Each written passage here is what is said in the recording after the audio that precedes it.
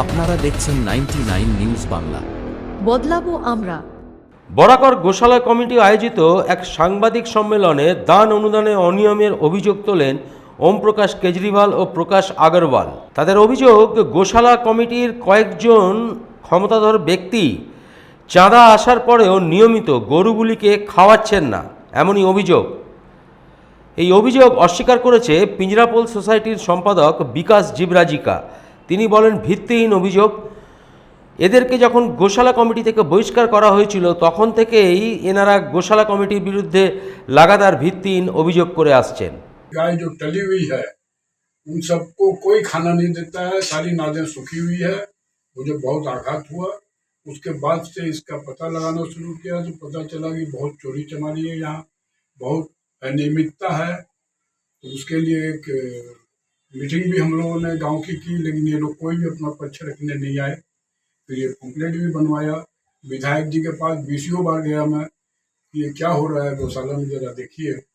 कोई ने ध्यान नहीं दिया। तो विवश होकर के एक प्रेस कॉन्फ्रेंस कर रहे हैं। इसके बाद भी यदि नहीं सुनवाई होगी तो और आगे बढ़ेंगे।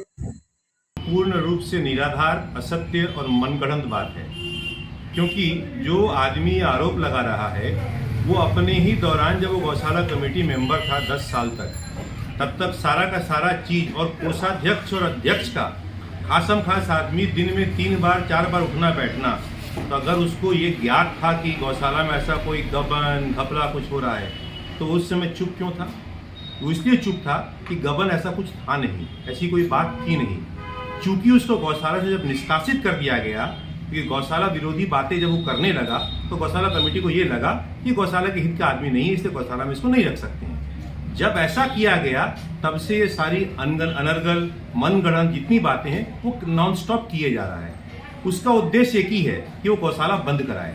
ये बात इसलिए बोल रहे हैं कि जिस समय ये बात उठी कि उसके तरफ से आरोप लगाया जा रहा है तो उसको बोला गया कि अगर तुमको लग रहा है गौशाला में अनियमितता है, कोई दिक्कत है, तो एक काम करो, ये रही गौशाला की चाबी, तुम पकड़ो, गौशाला चलाओ, हम लोग साथ देंगे और तुम इससे बेहतर उसे गौशाला को चला के दिखलाओ।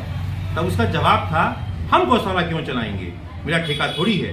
तो जो आदमी गौशाला का हित का बात नहीं करेगा, जो गौशाला के लिए भला नहीं सोचेगा और गौशाला बंद कराएगा, क्या उसके प्रश्नों का उत्तर देने का कोई औचित्य बनता है? बट आज इसलिए जवाब दे रहे हैं क्योंकि वो पिछले विगत शायद 4 महीना या 5 महीना हो गया होगा कंटिन्यूअस गाली गलौज करना, लोगों के बारे में अपशब्द बोलना, ये उसकी परवरिश का परिचय है। हम अपशब्द का प्रयोग नहीं करते हैं और ना करेंगे। क्यों? ये मेरी परवरिश का परिचय होगा। तो मेरा कहना इतना ही है, निराधार बातों का हम लोग चुप रह के ही कि समय जवाब देगा, समाज जवाब देगा।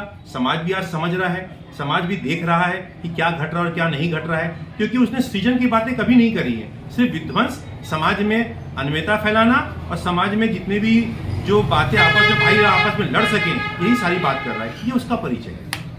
उन्होंने आरोप यह भी लगाया है कि गौशाला में कमेटी नाम का कोई चीज़ नहीं है, उसमें परिवारवाद चलता है।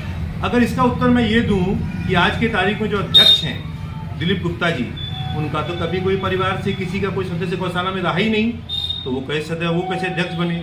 मैं अपना दूं सचिव के रूप में, मेरा भी गौशाला में आज भी पूर्व इतिहास में कभी कोई अध्यक्ष या सचिव या कोई कमेटी मेंबर रहा नहीं। वो कैसे हैं?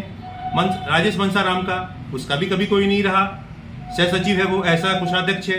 शिवरतन अग्रवाल जी, उनका भी कोई 25 साल पहले कोई घर का सदस्य रहा होगा। ये परिवारवाद की बात कहाँ से आ गई? বরাকর থেকে বান্টি খানের রিপোর্ট, 99 নিউজ বাংলা।